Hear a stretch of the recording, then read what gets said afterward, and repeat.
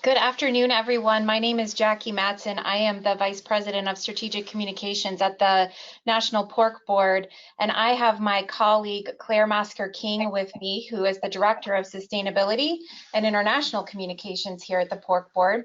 And we are pleased to have the opportunity here this afternoon to talk to some of our top Operation Main Street speakers. We worked with Al and his team and Ernie Barnes on the Checkoff team to identify those folks who are most frequently out in the field delivering presentations talking about the pork industry, and recognition that during this challenging time, you're likely receiving more questions than ever related specifically to COVID-19. And we wanted to provide some tips and answer some questions you might have about how to best engage during this time. So Nate, if you want to go to the next slide, you can see mug shots for Claire and myself. I am certain I haven't had the chance to meet very many of you because I've only been on staff for about 4 months now. Nothing like trial by fire as we get settled in with a new leader for our communications team here at the same time we're dealing with a pretty significant issues response. But I'm pleased to be on board and happy to be part of such a professional team helping to respond on your behalf. Many of you know Claire Masker-King very well. Her title doesn't seem to quite capture all that she does for the Checkoff and our communication efforts, but you may have seen her managing the Checkoff's real pig farming handles and hashtag, and really truly being an advocate of you and other farmers in telling your story to consumers. On the next slide, we'll just go ahead and dive in. After one more point of clarification, actually, you should have a questions pane over on the right-hand side of your screen, and you are welcome to submit your questions at any point during the program. Claire and I have about 40 minutes of content to walk through. It's pretty quick. It's a numbered list, so that always helps move through things pretty quickly. But we'll pause at the end and see if there are any questions in the chat that we can respond to. Otherwise, you're also welcome to submit questions that we respond to after the webinar is over. We do have some follow-up information to send you, so we're happy to make sure that your questions get answered through that email as well. So here's what we're covering today. We are recognizing that now is a time of high stress for everyone, and you guys in particular as influencers within your communities in real life, in the towns that you live in, as well as online with the followers that you speak to on a regular basis and engage with, are probably receiving questions about this situation. And although a lot of the same tips that we talk about typically for engaging in social media, as well as community conversations or even with traditional media, still apply during this time, there are some nuances. It is sort of a new world for all of us, and it's important to recognize that. So today we're here to provide ideas for how you can successfully share your story during this time. Many of you, again, are already doing this, and the tips will feel familiar to you, but it never hurts, especially right now, just to have a forum to be reminded and, again, to ask questions to make sure that we have the right tone and right intent behind what we're sharing. We also want to provide some tips on how to respond to misinformation, which is, of course, rampant in any day, but especially during heightened times of attention and issues like we have right now. We do want to be sure that we're clear. We're not here today to force you into oversharing. We're not trying to say that we need to be putting out more information than we ever have before, or to push you into doing something that you're not comfortable. We're really just trying to be a resource for those of you who we know are already very engaged in your communities. We're also not looking to overextend you. We know you have a lot on your plate, and we don't need to add to it if this isn't already part of what you're doing.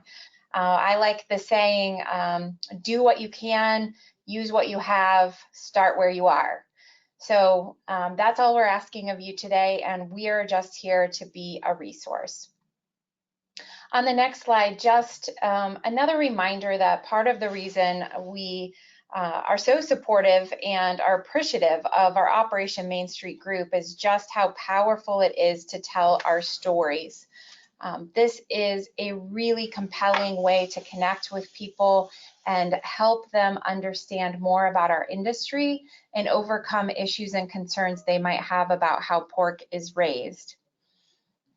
It's very critical, though, that we be very intentional during this time. It's so emotional right now, and yet it's more important than ever that we think through before we post anything, because that spur of the moment post is something that can last a long time and contributes overall to the impression of our industry. And even though we are in some of the most challenging times that I'm sure any of us have ever faced, we want to make sure that we continue to project a reputation of the industry that we're all very proud of and that represents us accurately, because this industry is a very amazing one, full of hardworking people who are doing the right things. And that's what we want to make sure people see. We know it's important to be transparent and authentic in sharing our story. That's important any day, but especially now. There's more desire for realness than ever, and especially a desire for compassion. We're trying to recognize that everybody is hurting.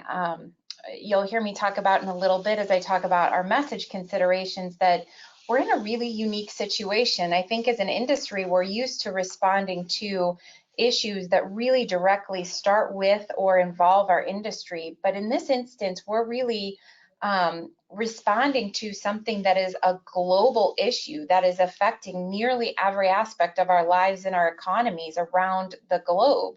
So it's important that we show compassion in our engagements, because every person in the U.S. is being affected by this virus in one way or the other.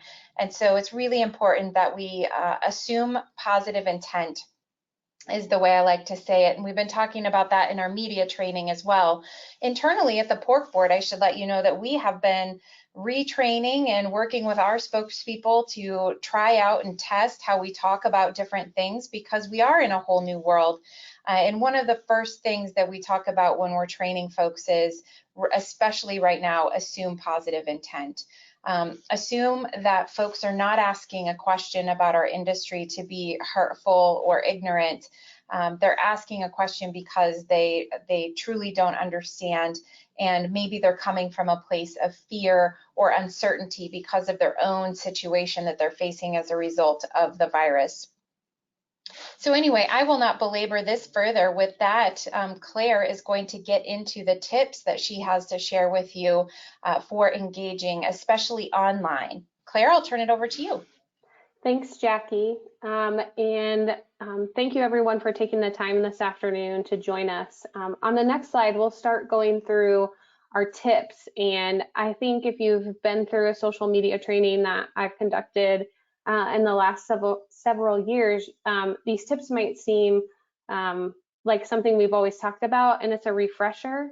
But you know, I am proud to be able to work for so many people who care so deeply about their pigs and producing safe food. And I think that even in a time that these market conditions are having a profound impact on our farms and livelihoods, and it's requiring you all to make some really tough decisions, it's not impacting how much you care for your pigs and how much you care for your employees as well. And so, you know, that again, focusing on showing your dedication to that animal care, even during this time of uncertainty, because as we all know, people don't care how much you know until they know how much you care. And so a lot of these tips, you'll see we've grabbed some examples of recent posts that producers have done throughout the industry. You know, Brenneman Pork sharing their compassion for people in general and sharing they hope that everyone remains safe and healthy. And to help with that, we invite you to take a deep breath and shared a photo of a piglet. And Peggy Greenway posted on Twitter, you know, here's how I'm working to take care of my pigs right now and getting them off to a good start so they can become nutritious food. people are really they care about farmers, they care about you all, and I think we can show them how much you care about your animals. On the next tip, on the next slide, is just for us to consider that content. And we talk a lot about this, but remembering that most people, and myself included, didn't really and don't really understand the complexity of getting pork from the farm to their table. This makes it especially hard for them to understand why you must make the decisions you're making on your farm right now.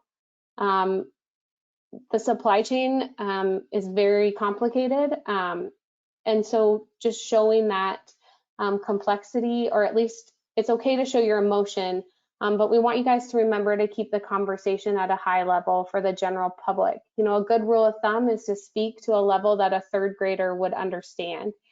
A lot of you probably have kids or grandkids, and think about how you would explain something to their third grade class.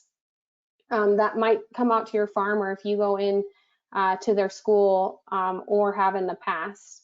And even more so, as using this as that third grade level is especially important in social media. We know we've seen things that can easily be taken out of context quite quickly with some of our activist groups. And so we just want to make sure that we're able to give you guys some tips that protect you, and protect you maybe from some activist groups that might come up. And that leads us into our next tip around from content to photos and videos. And I think what is so great about our industry is how many people and the diversity that we have in our industry. But as always, and especially now in the digital space, we really need to be mindful of what we're sharing. We want to make sure that we capture your audience's attention without a negative consequence.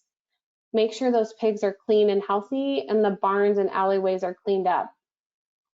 You guys are proud of your farm, and we want you to feel free to share and represent the best of your farm.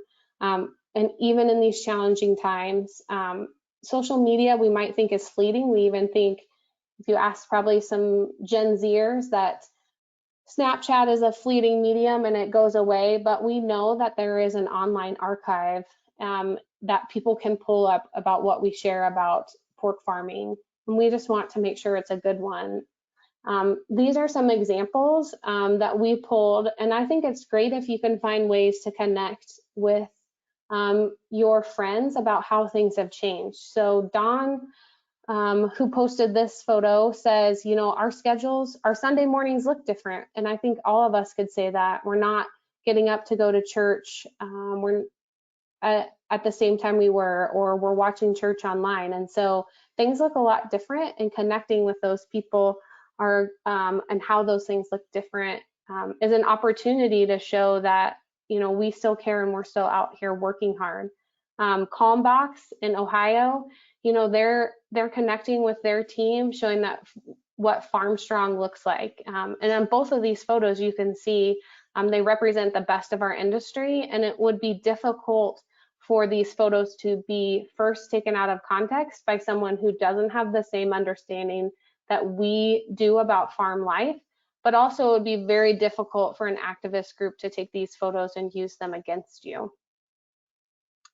And then our tip 4 is giving you guys some content ideas. Our next 2 tips will, and on the next slide we'll start in on being humble and showing appreciation for others. This is a really tough time for everyone, as Jackie said before, and not just in our industry, but there are opportunities for you to show appreciation. Iowa Select Farms and Horde Family Farms are doing a lot to show appreciation for their employees right now. And these are, you know, some examples of showing how much we care for our employees. I think there's so many wonderful examples of people that have bought meals for their first responders, meals for the frontline healthcare workers, or donating your PPE to frontline healthcare workers, your extra PPE. It's tough on the farm right now, but what I'm proud about is just how great it seems that everyone in our industry has stepped up to help their neighbors. So showing that appreciation for others, I think, is wonderful. And then finally, on the last tip, and that leads us into our last tip, is just showing how much pig farmers give back to their communities. Again, we have numerous examples of how pig farmers have given back during this time. I think it's over 50 million servings of pork that have been donated around the country to their communities. And what a way to share that even while we're hurting, we're finding ways to support our friends and our neighbors who are also hurting, and providing safe and nutritious pork to those people. We'll have some other, at the end of the slide, some ways that you guys could get involved. And we'll go over those, but we have lots of examples. And of course, if you have your own example of how you give back, we want to hear that story as well so that we can amplify it. Jackie, did I miss anything? No, that's great information, Claire. The only thing I like to pull out is your reference to kind of that third grade level copy, and in social media, just the importance of kind of keeping it tight. A lot of those platforms don't allow a ton of space, but you also run the risk of losing folks with too long of a message. So I think that really helps us to keep our message at a high third grade level, like you suggested, when we keep in mind that a lot of times our medium, even if you're doing a media interview, the media are just going to pull a quick 10-second response. So we need to keep our answers pretty tight and short. So I think the combination of trying to keep it at a high level and keep it short helps us find the right type of information to share. But great tips, thank you. You're welcome. And of course, I'd be remiss if we didn't have a bonus tip. And that bonus tip is on the next slide, and that's tactfully and respectfully responding to misinformation online. If you've ever been in any of my trainings, and we'll go through some examples of people that maybe we shouldn't respond to, and some that might be able to have a conversation when we see questions online. But I think we've all seen, whether it's been with agriculture or not, that there's a ton of misinformation online. And this meme kind of supports that. You know, are you coming to bed? I can't. This is important. What? Someone is wrong on the internet. And I know I've done this before, and I'm guilty of sometimes saying, well, I know the truth, and so I'm going to point out the truth. Taking the high road can be difficult, but also right now, I think it's more important than ever to focus your attention where it makes sense. And we can't fight every battle online and every misinformation online. So do what makes sense and where you think you can have the most impact on the time that you spend on that. On the next couple of slides, we'll talk about identifying the type of person who's asking a question before they respond. So on the first slide that we have is trolls, and you guys have probably heard of these. I like to think about these people as probably living in their parents' basement and having nothing better to do with their time.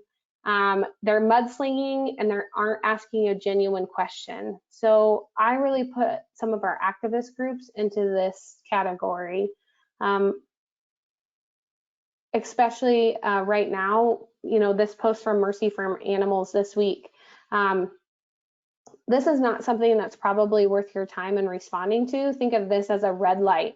If you were going to look at it as red light, green light, yellow light. This isn't worth your time. We're monitoring these at the National Pork Board for producers, and we'll make sure that we monitor them.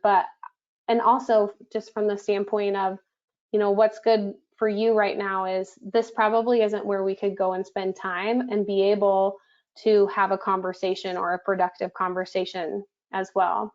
The next person we like to refer to as a rager. And it's someone who has a strong opinion and is hard to appease. And again, this would be a red light. You know, John here clearly has chosen the vegan lifestyle for his own, for himself, and that's okay. But I think some of the things he's pointed out here is clearly wrong, as well as Michael. And I did pull these slides as well. or these are actual comments. So I would say, there's probably no need for you to go and have conversations with these individuals. You're not going to be able to have a productive conversation with them, and it's just not worth your time. The next type of person is a misguided person, someone who thinks they're posting a fact, but their post is inaccurate. So Diane and Mike are examples of these. These would be probably yellow level. If you saw them on your own social pages or they were friends of yours, you might be able to have a conversation with Diane and Mike. However, if it was on a news site or, for example, the Des Moines Register, and it was on their Facebook page in that comment, I would say probably not the best place for you to spend your time. But if Diane and Mike are your friends, you could probably reach out to them. Diane seems like she was a small farmer at one time, and so you could connect with her from being a farmer perspective. And then if Mike was your friend, you could probably talk a little bit about the complexities of our supply chain and how shutting down packing plants probably isn't the best idea. And then finally, our last person is just a genuine questioner.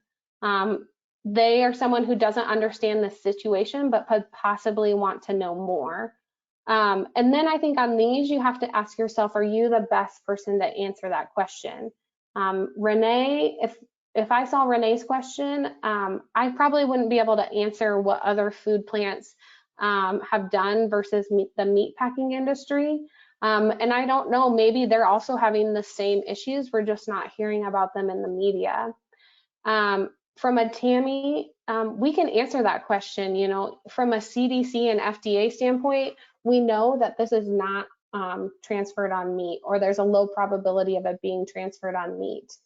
And then Linda, I think Linda is a great example about being able to talk about first that we know there are tons of examples of producers who have worked with their community members to take pigs that they didn't have a place to local butchers to donate that meat to food banks.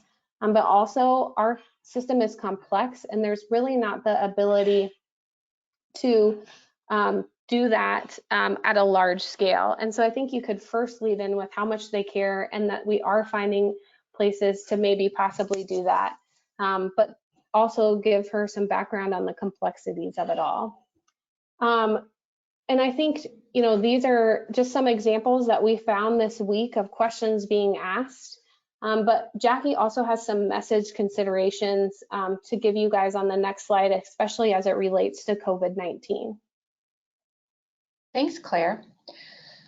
So on the next slide, you'll see message considerations. And importantly, I want to point out that this part of the presentation isn't designed to tell you what you should say, but rather to let you know some thoughts and to help you understand kind of how we've been thinking about it as we've been sending our spokespeople through training and thinking about how to best respond to questions related to this. So that's why we say considerations, because these are just kind of high-level things that you should hopefully see reflected in the messaging that you see communicated from our organization at the Checkoff, as well as the spokespeople that we've worked with to train, and would encourage you to find ways to incorporate these into the messages that you share. So the first one is that the virus is the enemy. It is human nature, and we certainly find this in media interviews when we do them, that they want a villain. Everyone wants to be able to point the finger at somebody to blame for the current situation. And as we talked about earlier, the reality is that the virus is the enemy, and it is creating global impacts for nearly every aspect of our life and economy. Therefore, agriculture is no different. And certainly the pork industry is part of the industries being impacted. So it kind of can feel right now like there's a lot of focus on our industry in particular. We do have to remember that the broader COVID-19 conversation that's happening around the globe is a lot bigger than just our industry. but I think it can help whenever we're communicating about it. Again, it's part of showing empathy, but it's also part of broadening out the topic so that it doesn't feel so much like this is a pork industry issue, and we remind everyone that really all aspects of our lives are being impacted by this. The next thing, and these are a little bit in hierarchy here, that a top priority for us is public health. We do have to make sure that we show that empathy for folks who are ill or dying, heaven forbid. So a reminder that even though the impacts of the virus may be financial, or they might be very personal, and might be that it feels like you're stuck at home, or that there is this higher order issue happening where people are getting sick and people have died. And we need to make sure that we acknowledge that in our messaging. So especially when we start talking about things like our need to have operational packing plants as part of a fully functioning supply chain that enable us to meet consumer demand for pork, we want to say, but of course, a top priority for us is making sure that the workers on the front lines have the tools and equipment they need to stay safe and healthy, and to express appreciation for the companies that are taking extra measures to ensure the health and safety of those employees. The next message is about making sure folks understand that we are working hard to meet consumer demand for food. It's really important that we continue to relate what we do to the way consumers interact with our product. They sort of understand and are compassionate about the farm aspect, but it continues to be hard for them, as Claire mentioned earlier, to really understand the details and to fully connect what it is that you do on the farm with the product that they find in their grocery stores and used to find in restaurants. So we want to make that connection for them and help them understand that our job in all of this is to work hard to help meet their demand for food. That also helps set some guardrails about what you're going to talk about and what you're not going to talk about. As Claire mentioned, making sure that you're engaging and responding and providing answers in an area of your expertise. So when we clarify that, I'm a farmer and I'm working hard to meet consumer demand for food, that's where my area of expertise is. That kind of helps define what you're willing to speak to. And then, of course, we always want to emphasize animal care. We are, as an industry right now, being faced with really tough decisions, but those decisions are made with animal care being top of mind. Again, financial considerations certainly are a motivator, but most of the producers I've had the pleasure of interacting with, and I'm sure this is true of you as well, you're in this business because you're passionate about raising animals, you're passionate about providing food to consumers. It doesn't really pay enough, and it's pretty hard work to do it for the money. So it's important for us to remind people that animal care is top of mind. We're as an industry taking a lot of actions that demonstrate that, and it's important just to bring those examples top of mind. We've heard everything from farmers getting creative about finding space on their farms to farmers paying to ship animals halfway across the country to find space for them. That's done out of a desire for animal care. And those are the kinds of stories and messages that we want to deliver to consumers. On the next slide, we've listed out a few potential questions. Again, not to tell you exactly what you should say in responding to these, but to prepare you for, these are the kind of questions that you might receive if you haven't already.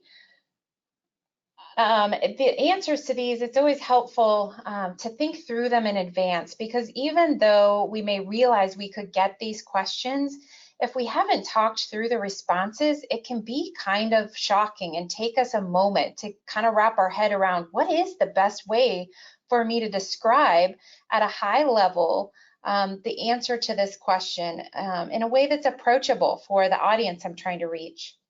So let's just walk through some of these. I'm going to do a couple things. I'm going to kind of give you the background around the question and what we've been thinking of, and then tell you a little bit about how we would respond. I'm probably going to talk more than I should, so I just want to let you know that what I'm saying isn't necessarily exactly what we would suggest you respond with. Claire is going to provide the follow-up of some high-level questions and answers. You'll see most of those answers are pretty darn short. So we would always encourage, just like I'm sure you've heard through other OMS trainings, to keep your answers as tight as possible. So are farmers euthanizing pigs?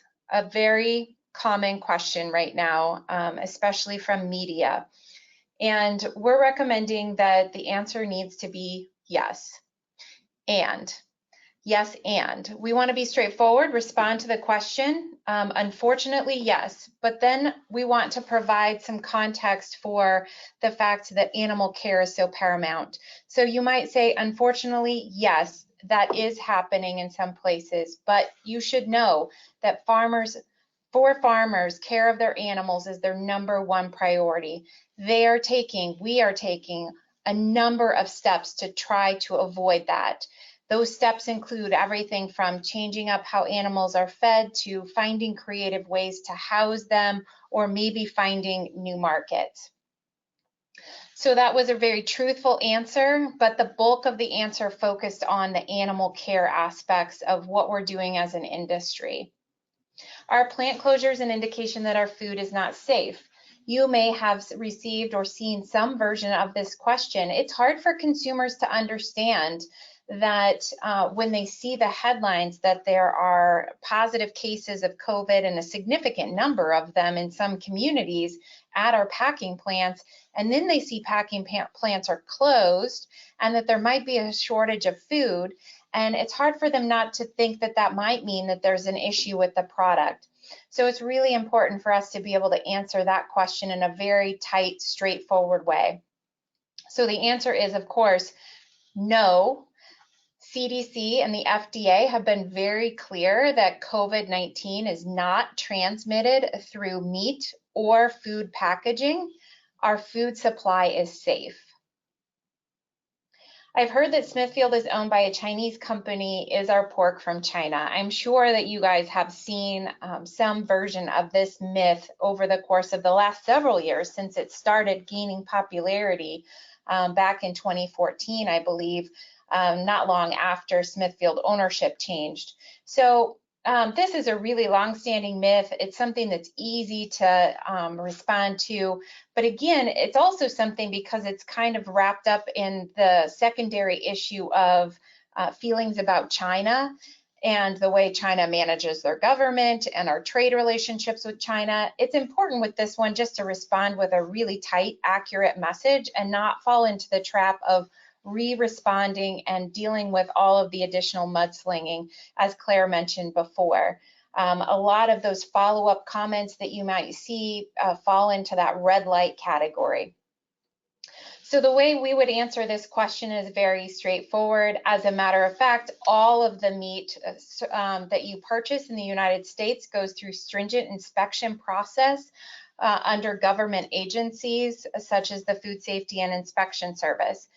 Those same agencies are responsible for ensuring the safety of any imported meat, and actually China is not approved to import meat to the United States, period. What's the impact of COVID-19 on our food supply?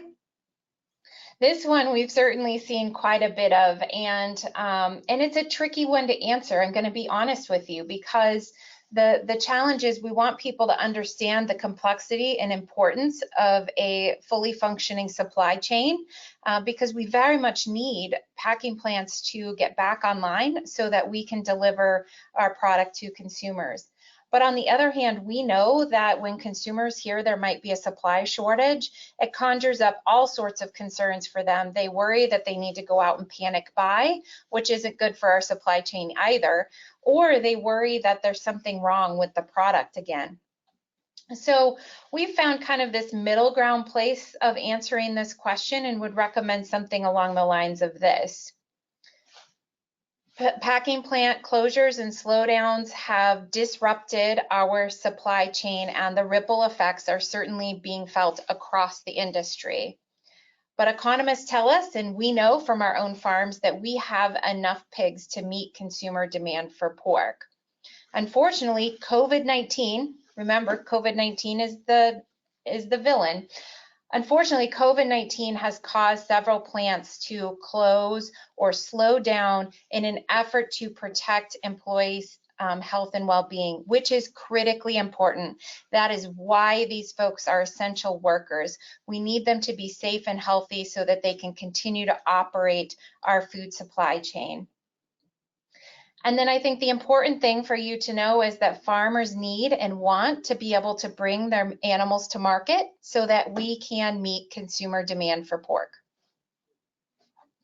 Will meat still be available is another version of a very similar question there.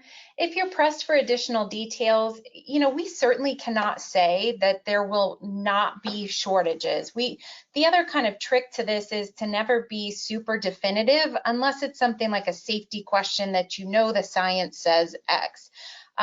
Because the reality is that this is a whole new world and we are in unprecedented circumstances, and it never hurts to point that out when answering questions as well. You know what? We're in unprecedented circumstances right now, and there's really no way for us to tell what the scope or extent of these supply chain disruptions might be. Again, what we know is that as farmers, we want and need to be able to get our animals to market so that we can meet consumer demand for pork. Another thing you might say is consumers might see temporary smaller supplies than they're used to seeing at their store. They might see different brands or different types of products. But again, what we know is that we have the animals needed to meet consumer demand for pork. So just a couple tricks and tips for how to answer some of the tough questions. Like I said, I'm not telling you specifically how to respond to these, and I'm certainly not the expert on all of the different ways that we could address these questions and others. But I do know that it's very helpful to talk through these questions in advance, because there's nothing worse than, especially if you're in front of media, getting a question that you're unprepared for. So it's always a good idea to think through not just these questions, but what's the question you're most worried that you might get in the course of a conversation or an interview, and then prepare for that question specifically, because good chances are if you're afraid of getting it and not sure how you would respond, you're going to get it. So with that, Claire, I'm going to turn it back over to you so that you can talk about some next steps. Yeah, we know you guys are probably asking, what can I do? And we have a couple suggestions for you guys. Again, do what you can when you can. But one of those examples is old school, is writing those letters to the editor. We have some examples or some templates that if you're interested in using one of those, we can get that to you as well. Or you can write your own letter and share how much you care about what you do and about being a farmer. We have some unique ideas for participating in some social content. We'd like to put together something to share with consumers about the dedication that you guys have for your animals, much like this photo that's on the right hand of the screen. If you're interested, feel free to email wecare@pork.org and we'll be in contact. As well as, sharing photos and videos of you caring for your pigs, like we showed a little bit earlier of some examples. And if you don't feel comfortable right now, or you say, you know what, I have these photos and videos and I shared it, but also National Pork Board can share them as well. Be sure to submit those at that email address as well. As always, if you need advice or feedback, contact your state association or myself. My email address is on the screen, and we'll also include it in a tip sheet following up. We're here for you. I'm always happy to bounce ideas off of you, ideas that you have if you want some advice on how you might answer a question, or you were thinking about doing a certain post. I'm always happy to help you guys with that. And finally, and probably the most important, is to call and check on your friends. This is a really difficult time, and so our friends need us now more than ever. And so make sure you check on them. Maybe it's once a week you say, I'm going to check on this friend, or if you have a group text message with a couple of your farmer friends, check in on them and see how they're doing. And, or your group Snapchat of friends, if you guys have that as well. I think it's just so important that we reach out to our friends, because you never know how reaching out might help make their day and might help make what we're all going through a little bit easier. So with that, I'll turn it over to Jackie. Thanks, Claire. The letters to the editor is interesting. It probably seems weird to have that on a training about engaging in social media, but the reality is that some of our traditional forms of media are becoming more important than ever as folks try to stay connected during this time. So letters to the editor, even radio is very important right now.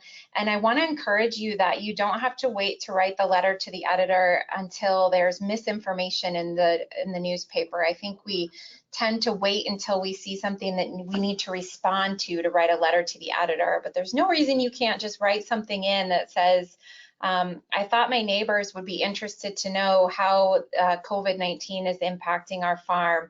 I want you to know that we continue to care for our animals, and here's how. So that's a great point, Claire. Thanks for including that in your suggestions. On the next slide is our wrap up. We really just wanted to remind you that you can always find information from the checkoff related to COVID-19 at pork.org/COVID-19. That webpage includes a combination of the best available national resources that kind of recap and map out the situation across the country, as well as best practice documents, barn posters, on-farm crisis manuals, and a variety of different tools that we have put together over the last 6 weeks or so to help producers manage this situation on farm. It also includes some FAQs about different topics that we know are important to you, like how to disinfect on farm if you have a case of COVID. So make sure you check out those resources there. And while you're there, you can sign up to receive our weekly e-newsletter. And that's where we take a moment each week to kind of recap the major news stories from the week around the topic, as well as draw your attention to new resources that are available on the website and from other third-party entities. So with that, I would just like to thank you again for participating in today's webinar. We appreciate you each and every day for what you do to raise food for us, but especially your proactivity in sharing and engaging with folks across the country and telling your message and talking about what pork farmers do to raise pork for consumers. But we especially appreciate you during this time and your interest in understanding how to best engage and answer questions. I am checking out the chat box now and don't see that we have any questions posted. Just a reminder that you can enter those in your question pane on the right-hand side of your screen. But also, while we wait to see if anyone has any last questions, we'll remind you that Claire will be sending out a follow-up that includes those tips that she shared in a written form, just so you have a quick guide going forward. On that guide also, you'll find our checkoff social media handles, which of course we would encourage you to follow so that you can like and reshare content, and we can follow you back and like and reshare your content as well. Claire will also be sharing a quick look at some questions and answers in follow-up to the conversation we had here toward the end of our content. Seeing no questions, I think we're good to wrap up. Claire? Yes, thank you, Jackie, and thank you everyone for joining us this afternoon.